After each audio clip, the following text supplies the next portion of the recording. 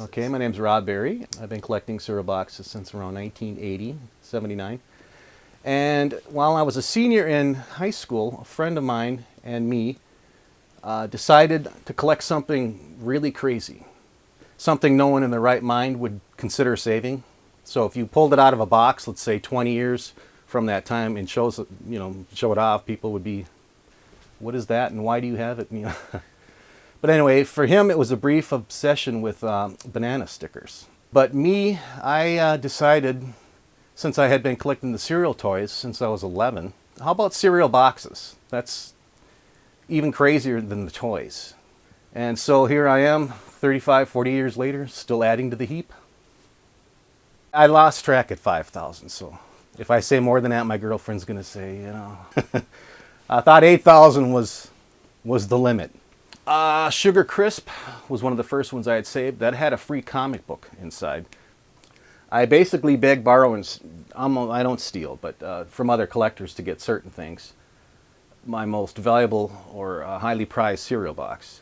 Now I got that because I had seen a collection surface on eBay. This is in August of 1998. I had seen the seller sell a couple of good boxes and thought to myself, I wonder if I should inquire if they have anything else, because you just don't see someone coming up and selling a 1975 cereal box. So I sent this seller a message and said, look, I'm looking for this one specifically from 1975, which was a Super Sugar Crisp that had these glow-in-the-dark, 11 by 14 glow-in-the-dark monster posters.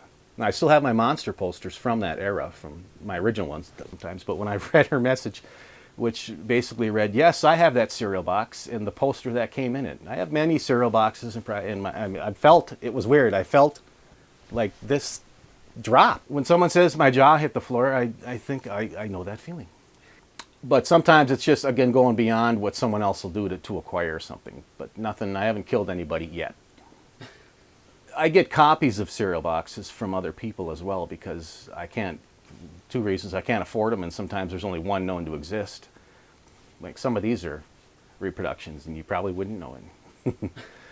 The most I ever spent on a cereal box was about $500, don't tell my girlfriend.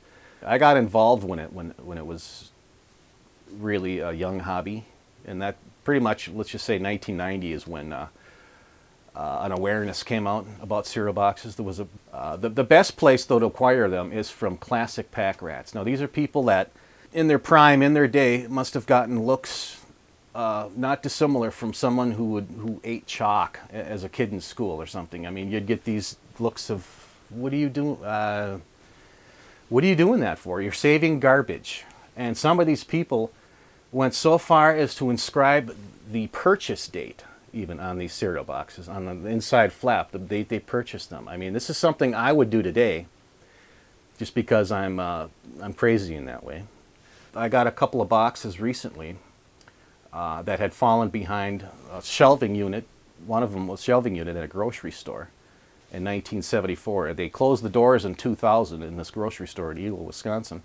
And lo and behold, behind these big shelving units were cereal boxes that through the years had fallen behind there. Still full cereal boxes. And in one of those boxes was the Freakies I had mentioned, the unopened Freakies boxes that fetched $777.76. I do have boxes that are very old and I don't want to open them. I did eat a year-and-a-half expired box of Kaboom once. The more fruity a cereal is, the more despicable it's going to be when it expires because it's got all those chemicals and, natural flavors. Keeping something cardboard that's obviously a disposable item nobody would save for any particular use, it would have no particular use. But as I keep telling my girlfriend, somebody has to do it. Somebody has to do it.